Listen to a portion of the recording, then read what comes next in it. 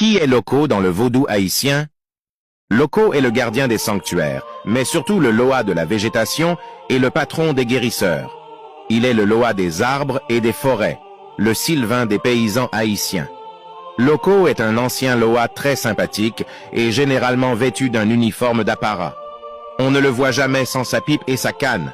Loko peut aussi prendre la forme d'un caméléon, d'un anolis ou d'un papillon. Il est représenté dans les Oumfor par une grosse pierre. Son reposoir est le figuier et son jour, le mardi. Autrefois, Loko était un Loa très puissant et l'on prétend même qu'il a joué un rôle important dans la guerre d'indépendance.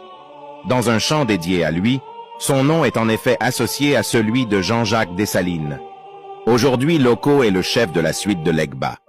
Il veille comme ce dernier sur les routes, les sentiers, les carrefours, les barrières et les maisons. Loko est un des Loa qui forment l'escorte de l'Egba, mais il n'en est pas moins un très grand dieu. En tant que dieu des arbres et des plantes, il exerce une grande influence sur les affaires divines et humaines. C'est lui qui a placé dans les arbres et dans les plantes les âmes et les esprits qui donnent à leurs feuilles des propriétés curatives et rituelles. Avant de cueillir les feuilles pour effectuer un traitement médical, il convient de s'adresser à Loko, en se tournant vers les 4 points cardinaux. Invocation récitée face à l'Est, par pouvoir Saint-Joseph, par pouvoir Papa Loko, par pouvoir Loko Atissou. Invocation récitée face à l'Ouest, au nom de Loko Azamblou Guidi, au nom de Loko Dahomey, au nom de Loko Roi Nago. Invocation récitée face au Sud, au nom de Loko Dé, au nom de Loko Kizigwe, au nom de Loko Ye.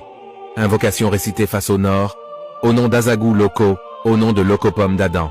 Ago, Agozi, Agola. Ensuite, on choisit les feuilles dans la direction du soleil levant et, avant de partir, on laisse en paiement un gros corbe, ou 5 corbes, monnaie haïtienne en cuivre. Les malades qui se baignent dans une source à vertu thérapeutique ne manquent pas d'accrocher un chiffon ou une pièce de vêtement aux branches d'un arbre situé dans le voisinage pour obtenir de Papa Loko une guérison rapide. On dit qu'il est le confrère d'Aïzan, la première Mambo, et lui aussi est le premier Rougan. On l'appelle aussi Papa Loko, Loko Atissou, Loko Atissougué, Azagon Loko, Loko Miroir, Loko Daïfre, Loko Maïfado.